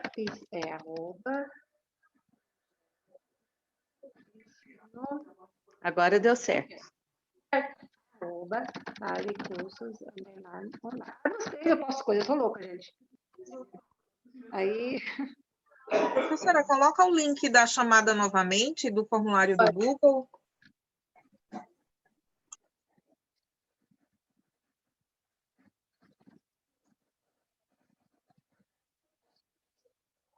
Gente, eu vou pôr o link da chamada, só vou ter que copiar o link lá. Espera aí, vou copiar. Deixa aberto aqui. Alguém tem que entrar no grupo de estudos?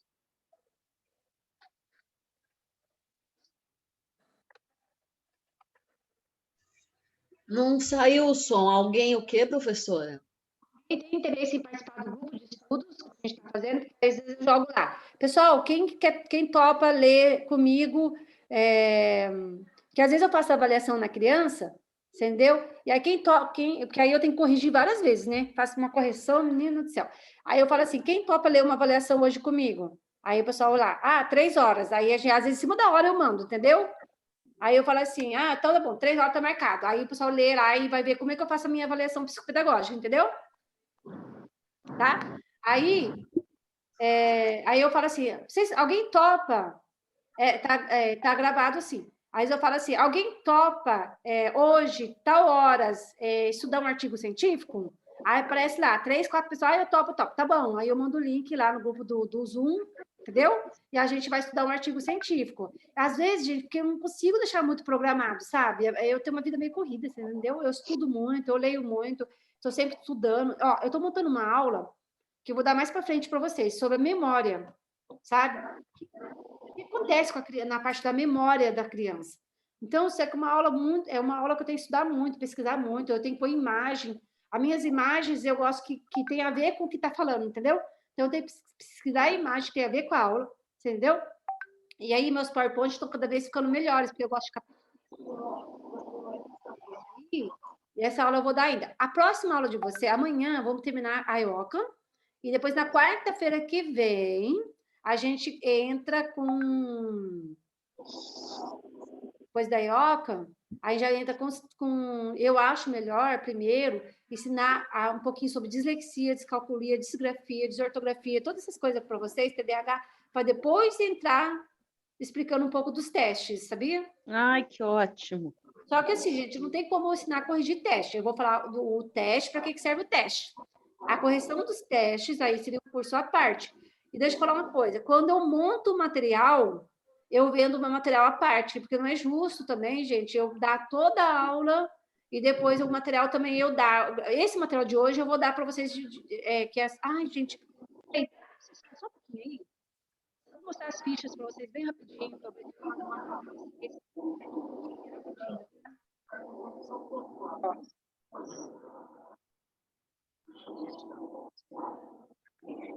Vocês estão aí ainda, né? Sim, sim. Esse da IOCA não dá muito trabalho de eu fazer, sabe? Então eu mando para vocês, não tem problema. Quem pode fazer esse logo aqui, eu tiro, não tem problema. Tá aparecendo aí? Sim. Está, professora. Sim. Essa é a minha IOCA, que eu dei uma arrumada nela. Então, a partir de 4 anos, até aqui, ó, é mais ou menos os materiais que a gente usa, tá? E aí, são perguntinhas que você pode fazer para a criança na hora da IOCA. Só você tem que fazer, gente, de uma maneira discreta. Senão, eu vou montar um questionário para a criança na hora da IOCA. Você vai escolher uma dessas perguntas e a criança está ali intertida, você vai perguntar discretamente ao que você vai escolher, que você acha legal, e vai estar perguntando para ela, tá? Se você quiser depois, um outro dia, o que eu falo, gente? A IOCA, esse formulário da IOCA, não é usado só para a IOCA, sabia disso? Sabiam disso? Sabiam disso ou não? Não entendi, não, professora. Esse formulário você não vai usar só para a IOCA, você vai usar ele em toda a sua avaliação psicopedagógica. Você pode escolher 3 perguntinhas hoje, fazer com ele, outro dia mais 3, você vai anotando ali a resposta dele, um monte de coisa da criança, entendeu? Só que se você não tiver um apoio para você perguntar, você não pergunta, você esquece. Como seu pai e sua mãe é com você, entendeu? Você tem irmão? Ah, como que você gosta do seu irmão? Você vai pegando um monte de coisa. É a psicanálise aí, ó. Você está usando a psicanálise, tá? E aí, a aplicação. Aí está aqui explicando. Aí eu resumido o que é hipoacomodação e hiperassimilação. Tá? E hoje em dia já se usa hiporrecepção assimilação, já são outros termos que está usando. Pesquisa que eu fiz, tá? Aqui está falando a temática dinâmica do produto que eu na sua IOCA, tá? E você vai aqui, imprimir só essa parte aqui, ó. Você vai imprimir, certo? Essa parte aqui, que é a parte da criança, a parte de cima você imprime, tá? E aí, quando chegar na parte da criança, você vai a parte do dinâmica do produto. Tá vendo que eu fiz a minha? Coloquei uma pergunta do lado do outro para não gostar da folha. Geralmente o maior, gente, tem 10 páginas. A minha deu 5 páginas. Não. Então, que é o que você vai usar toda vez, ó, deu 1, 2, 3 páginas, gente. De 10 páginas, eu consegui transformar em 3 páginas. Deu para você perceber? E toda aquela troca mal feita que existe por aí, né? Que foi uma pergunta debaixo da outra, entendeu? Aí, o que eu fiz? Você vende esse material? Não, esse eu vou passar para vocês. Esse eu não vou vender. Quando for um material que dá muito trabalho para fazer, aí sim eu falo, ó, gente, eu ponho um valor lá de R$30, R$25, esse material foi muito trabalhoso, tá? Depende do meu trabalho, de material, aí geralmente... Professora, a IOCA a gente usa todo o processo do tratamento da criança? A gente usa? Peraí. Alô? A inscrição, eu vou mandar só para deixa eu ver se tem aqui, viu, gente? quem saiu antes perdeu. Tá, manda seu nome, seu e-mail. Eu vou. Está cortando muito, professora. Não está tá? dando para entender nada, está cortando muito o som. Ó, eu vou mandar o material para quem preencheu o Google Forms. Quem fez a inscrição já não Ótimo, está obrigada. feito? Tem que refazer essa inscrição. Então, tem que preencher o Google Forms, sabe por quê? Porque um monte de gente, 100 pessoas faz inscrição, só 20 assistiu a aula. E agora eu vou mandar só 20 assistindo a aula, entendeu? Entendi, tá bom, pode deixar. Porque tá acontecendo isso direto. Obrigada. 100 pessoas faz inscrição, 20 assistem a aula. Aí o que acontece? Não é justo também, né, gente? Agora, professora, Como é onde que eu entra no preencho grupo? agora para conseguir o certificado? O link de quem preencheu o Google Forms. Ah, esse link que você colocou agora? Isso. E eu vou ver quem preencheu esse Google Forms, anota aí, guarda aí no computador. Sim, sim. E aí, com esse Google Forms, eu vou mandar o certificado, Tá. mas o certificado tem que estar cadastrado lá na Even 3, hein? Tá bom? Tá, esse eu já cadastrei. Aí eu vou ver o nome de quem preencheu, vou conferir os nomes. Agendar um tempinho até sábado para mim, porque às vezes não dá tempo, viu? Professora, eu preenchi o Google Forms quando eu entrei, e aí agora eu não consegui preencher de novo, não. Mas é só para te lembrar, porque aí só dá para visualizar minhas respostas que eu te enviei. Eu não consigo enviar novamente, mas só para você saber. Só tirar, eu mostrei a IOCA, né? Só vou tirar rapidinho. Uma planilha da hora do jogo e uma ficha. Tá?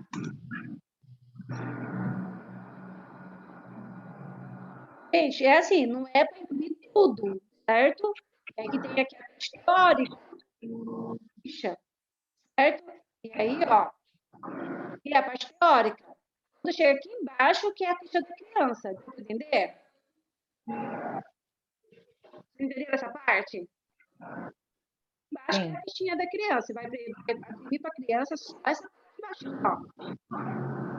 A categoria não, porque precisa avaliar do jogo. Olha aí quanta coisa tem que avaliar, gente. Pelo amor, né?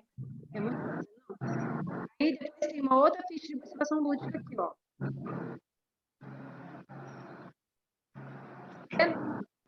Lúdica. Ficha da hora do jogo, que é quando você começa a jogar com a criança um joguinho na participação lúdica, ó. A indicação de alguém, então são observações para você depois colocar no relatório dessa criança. Gente, ó, minha mãe está fechando a escola, eu preciso ir embora. Como é que faz para entrar no grupo? A escola ficou gravada, eu mandei o link. Aí. Eu mandei o link, não mandei, gente? O grupo do WhatsApp? Sim. Ó, o link do WhatsApp eu coloquei aí no chat. De novo, tá? Beijo. Amanhã, 8 horas, eu termino essa aula com vocês. Não percam amanhã, porque amanhã eu vou falar sobre as modalidades de aprendizagem, que é uma aula que eu dei já, mas eu vou fazer recapitulação amanhã, tá bom? E aí eu vou entrar na EOCA. Para entrar na EOCA, tem que saber as modalidades de aprendizagem, viu, gente? Tá bom? Beijo. Tá? Tchau, Pro. Obrigada. Até amanhã. Tá bom. Obrigada. Depois eu passo beijão para todo mundo. Eu tô com o YouTube ó. Obrigada, Vi. Foi muito boa a aula. Obrigada, professora, pela aula. Foi muito boa. YouTube recursos. Obrigada pela aula, professora. Até amanhã, então. Até amanhã. Tchau, gente. Boa noite. Boa noite. Tchau, boa noite. Professora, teve muito boa aula. Muito obrigada. Aí é Google Meet, não Google Form. Ele está direcionando para uma aula de videochamada. O quê? O link do Google Meet, do Google aí, ele foi para o Google Meet, não Google Forms. Eu já preenchi lá, professora. Deu certo. Aqui. Ele direcionou para o Google Meet, não Google Form. Agora tá certo, olha aí, Forms. Boa noite, gente. Até amanhã. Pegaram aí, gente? Eu gostaria de preencher para receber a aula. Mas eu Depois, entrei, eu vou estar agora, olha aí. Entra no grupo, que ela no grupo eu ponho para vocês, tá bom? E eu então tá bom. Procura eu lá no grupo, tá bom? Beleza. Obrigada, tá? Boa noite, professor. Boa noite. Então eu Boa vou embora noite. hoje. Tchau. Boa noite, boa noite. Meu marido Boa tchau noite. sozinho aqui. Tchauzinho.